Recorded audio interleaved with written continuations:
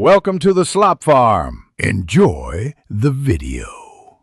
You'll start by readying the hardware so setup is smooth. Make sure each speaker is powered, on the same Wi-Fi network, and signed into your Google account. This is why devices need the same network and account. Open the Google Home app and verify every device appears. Once done, assign each speaker to the correct home and room. This helps grouping and voice control later. Now that the app shows all speakers, you're set to create the actual speaker group. Keep the app open and continue to the next step. Tap the plus icon in the Home app, choose Create Speaker Group, and select the devices you want to include. This is how Google routes audio to multiple units at once. Give the group a simple, spoken name so you can say, "Hey Google, play jazz on downstairs."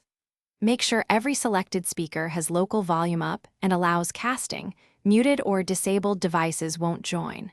Once you confirm the list and save the group, the app will finalize the settings and sync the devices for multi-room playback. Now test by asking Google to play music on your new group. Listen for synchronized audio and balanced volumes. Adjust individual speaker volumes in the app if needed. If you hear lag, dropouts, or one speaker not joining, reboot the router and affected speakers, then reopen the Home app and try again. This often resolves handshake errors. If issues persist, make sure devices are on the same frequency band. Try 4 GHz for better range, or reduce other network traffic because congestion. Thanks for watching. Consider subscribing if we helped you today.